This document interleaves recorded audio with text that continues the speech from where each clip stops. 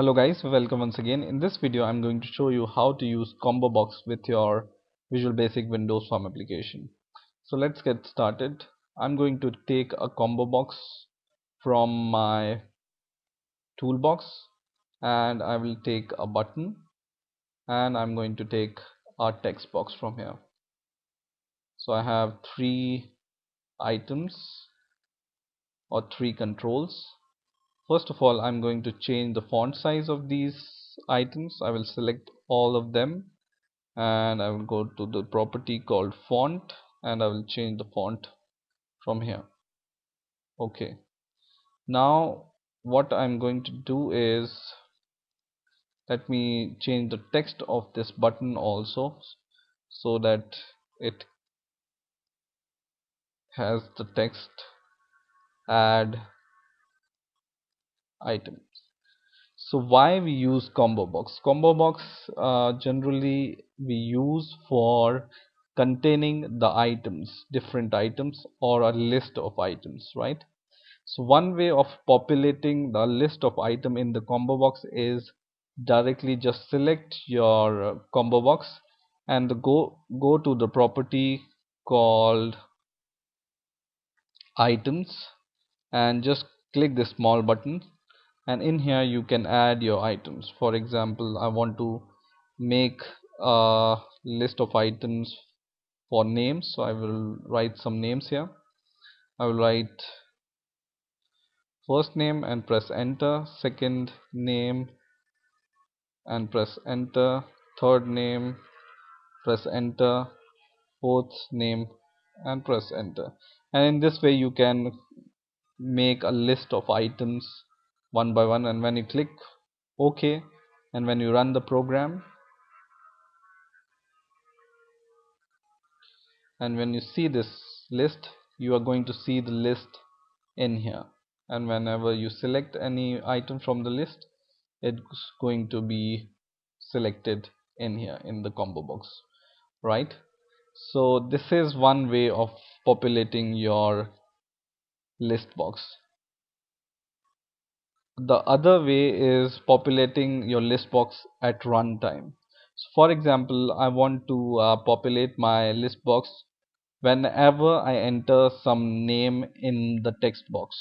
So how can we do this? I will just select my button and double click it, and in here I will write the name of my combo box. So I will write combo box 1, which is the name of my combo box, dot items dot add. Okay, and what I'm going to add here in this bracket, I will pass the argument text box 1, which is the name of my text box, dot text, right?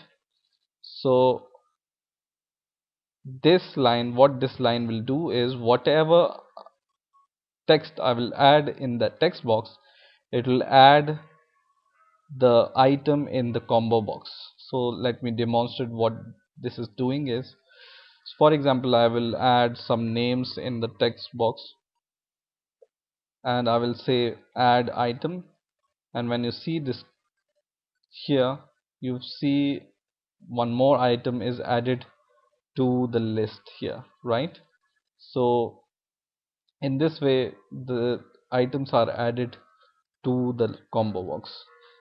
For example, some new name, and I will add item, and now it has one more item. So in this way you can add more items to the list box by adding adding the items dynamically or at runtime. Okay, so let me get rid of the collection which I have created here. I think I haven't deleted the collection. I will delete it and press OK, and let me check whether I have. So now I don't have any collection, and I can add some collection, so some name, some other name. So you can see items are added to the list box, right? Now for example, whatever item I select in the combo box, I want to show the message that this item is selected. So what I am going to do is I'm going to select this combo box and double click it, and in here I will say message box dot show, and in the message box show argument I will pass combo box 1, which is the name of my combo box, dot text. Okay, and now when I run the program, first of all let me add some names. First name, second name, third name, fourth name. So I have some names in the combo box, 4 names. And whenever I select some name from here, for example Mark, it will show me the message box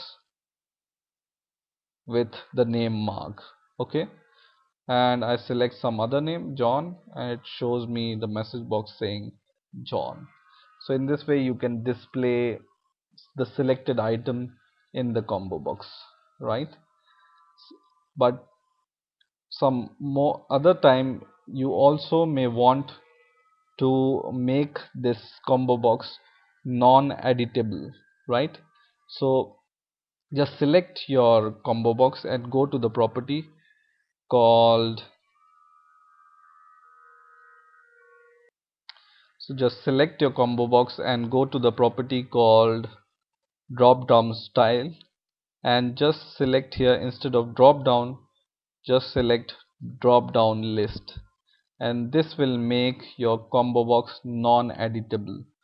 So what the non-editable combo box means is you cannot enter any text here. You can just see and it's just read only, and you cannot enter any item or any text here.